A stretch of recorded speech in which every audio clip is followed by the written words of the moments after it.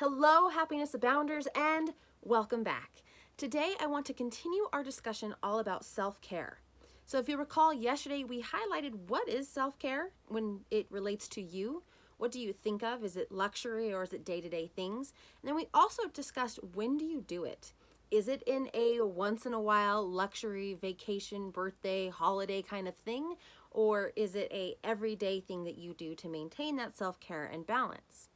Today, I want to continue that discussion by asking you straight up, when I say self-care, what comes to mind? And not in terms of the luxury and things like that, but like what emotions bubble up for you? What actions bubble up for you that you think that you need to do when it comes to self-care? Because when we can identify those things, we can start intuitively down a path to help your self-care and to help you feel more balanced and more aligned. So, as I asked that, what things came up for you? Was it feelings of like selfishness? Feelings of guilt? Feelings of that's for somebody else but not for me? What actions came up? Was it actions of, yeah, I need to do that, but, and then the to-do list of everything else in your mind came up? What happened in your brain? Now, I know I asked that and it was kind of in this introduction of what's happening, so I'm going to ask you again. What is self-care and what comes to mind about your self-care? I'm going to give you a few seconds here to really kind of analyze what your brain is doing. Analyze the things, the thoughts, the emotions that are going through your head that may be good or may be bad.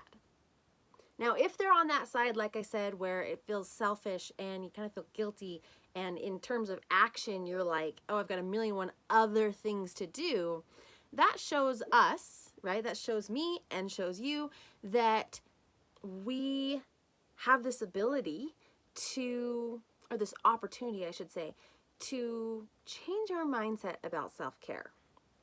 If good things came up, like, oh, I really should probably start journaling, and I say self-care and the thoughts are kind of like this excitement and this opportunity and a little bit of like anxiousness because you like want to do it and it's not necessarily worrying, but you haven't necessarily done it before, then that's an opportunity for us to really start to dive into the 5 different areas, if you will, of self-care and how we can work towards balancing all of those.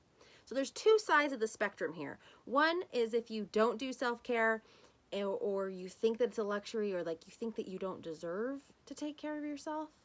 And the other side is you're ready to step into that, but we may need to highlight some areas so that you can have a more balanced self-care routine.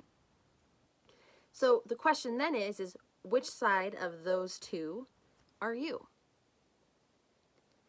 Which side, or are you in the middle, right? Is it like, oh, self-care, it feels really exciting and I want to talk and dive into this, but I have a million things on my to-do list. And yeah, I just take care of myself on my birthday, right? Or sometimes I don't even do it on my birthday. But you're like, I'm excited about it. But then like this like quote unquote logical side kind of comes in. Like, where do you fit on that spectrum? Because that's going to determine whether or not this week, this theme week and the coming month is going to resonate with you on a action-based level, or resonate with you on a, I should probably do that level. Because if it's on the I should probably do that level, then it's really time to evaluate if you feel that you are worth investing in. You are worth taking time and energy to take care of yourself. And like I mentioned yesterday, taking care of yourself does not mean spending money and going to a spa day or going and soaking in the bath. Yeah, that's part of it if you want it to be, but it's also doing things like keeping your house decluttered and clean. Because who doesn't feel better when their house is clean, right? It's a form of self-care.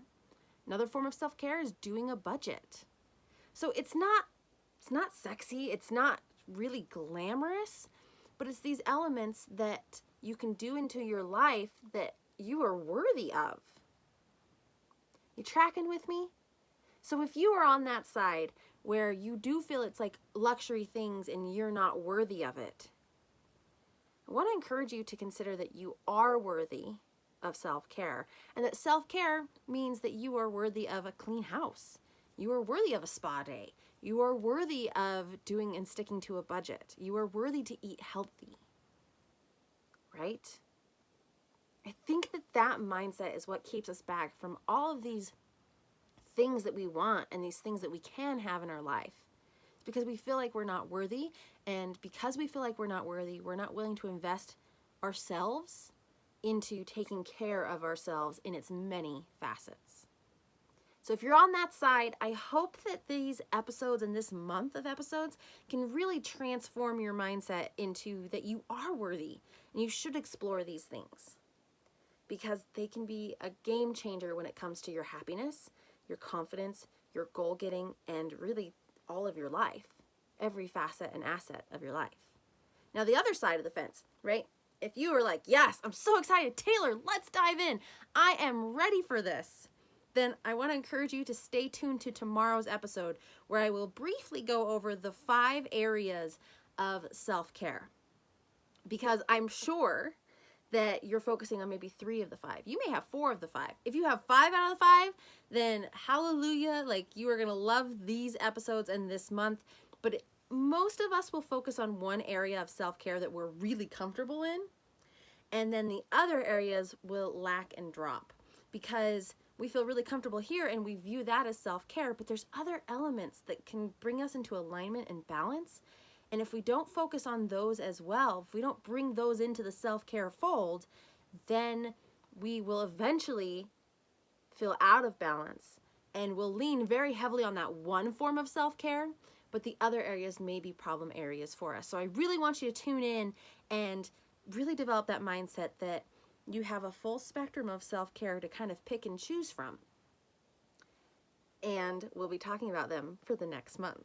And I don't want this episode to be like, here's a preview of everything you're going to learn in the following week's episode, but I do want you to go back to that original question and really hone in on the feelings and the thoughts and the actions about, like, the thoughts that are action adjacent, right? So the thoughts that are like, I should do this, the thoughts that are surrounding actions.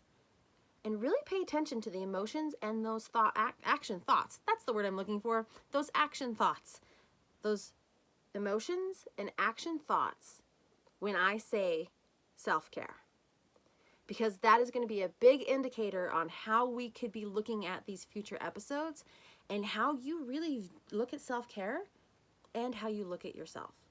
So I'm going to wrap that up today with that thought. I hope that this episode really gets you thinking and paying attention, because self-care is so important, and it is so much more than luxury spa days, although that is wonderful and a great form of physical self-care. Tomorrow, I will be diving into the other areas of self-care and hopefully blow your mind on all the areas and types of self-care that can really escalate and improve and drive your life to those next levels that you want to obtain. So all of that said, have a wonderful day. Be thinking about and paying attention to what you think about self-care, and above everything else, remember, you are capable of happiness abound.